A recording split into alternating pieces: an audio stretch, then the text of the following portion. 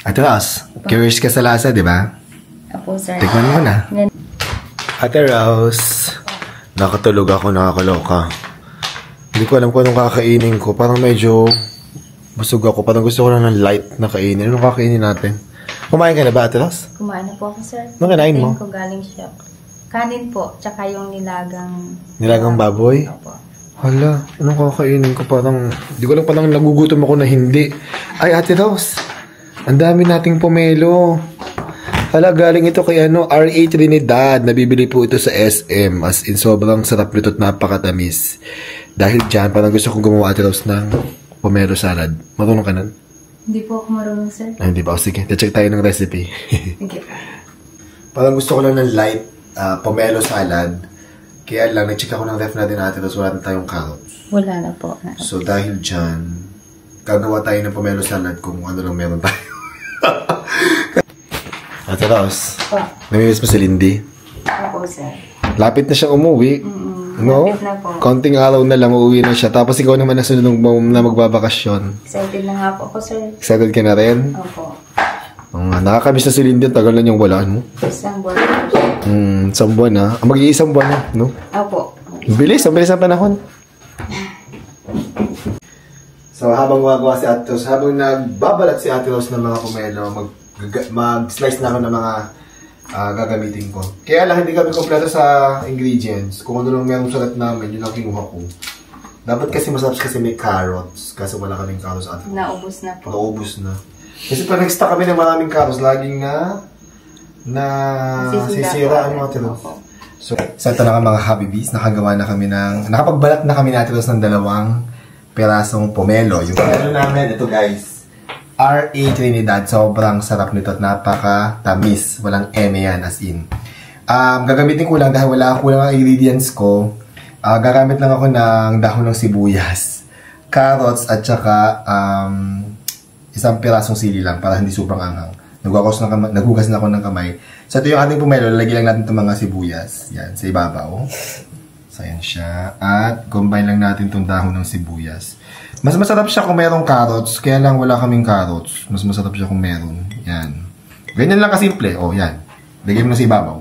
Tapos, gagawa naman tayo ng sauce. So, para sa sauce ko ng aking pomelo salad na walang carrots, just.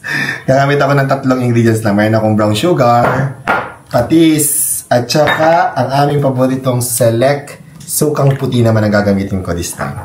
So, maglalagay lang ako dito ng 1 tablespoon ng brown sugar. Pwede din namang white sugar kung anong gusto nyo. And then, maglalagay ako ng 3 tablespoon ng sukang puti. So, 3 tablespoon. So, 1, 2, 3. Yan. And then, lastly, 1 tablespoon ng patis. 1 tablespoon ng patis. And then, i-mix lang natin yung mga yan. Pag na-dissolve nyo yung sugar, pwede nyo nang ilagay at ihalo dito sa ating pomelo at mga konting ingredients. Yan. Tapos, you just give it a good mix. Itatay massage lang natin yan. Yan. Ganyan. Ayan. Ikukot nyo lang mabuti yung ating lahat ng pomelo. Para talagang ito, mas masarap talaga ito kung mayroong gulay. Actually, pwede kayo maglagay ng carrots, tapos meron ding lettuce, ganun. Kaya lang wala na talaga. So, anong tawag din natin? Pinagkakasya ko. Ginagawa ko na ng paraan kung anong merong ingredients today. Yun. Tapos pala, wala si Happy David kasi nasa event. Maghapon siyang wala. Mamayang gabi pa yung darating. Ay, gabi na pala ngayon. Mga late night yung darating. So, kami lang ang kakain dito. And after natin ma-mix-mix yan, lagyan na natin dito sa pinggan. Ano kaya ang lasa nito, Ate Rose? Sabi mo? Curious ka sa lasa? Opo, sir. Hindi ko din alam. Malalaman natin. Ito na ang ating napakasimpleng pomelo salad na walang gulay. Chares.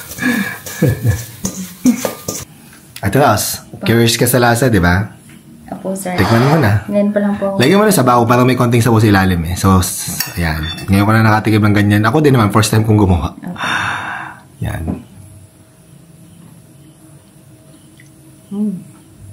Nag-aagaw po yung lasa niya. Maanghang na manimis-namis. Na Maasim. Maasim po. Ayan. China, tikman mo nga, dali. Pomelo. Tikman mo yung pomelo salad kong ginawa. Alika. Ito. Ayan. Tikman mo. Tikman mo. Anong lasa? Lagyan mo na sabaw. May sabaw sa may ilalim. Sabaw. Sa may ilalim na part. Yan. Lagyan mo ng konting parang sauce type. Yan. I-coat mo yan. Lagyan mo ng konti. Para matikman mo kung masarap. First time kong gumawa.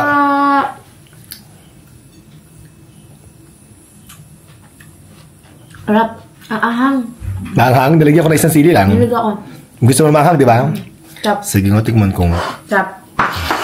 Harap. So, first time kong gumawa nito, sabi ni Sheena, ang sarap daw. Masarap ang katinatios. Opo, sir. Want to try it? Kasi this is very healthy, di ba? Healthy yan. So, medyo maanghang. Maanghang talaga siya.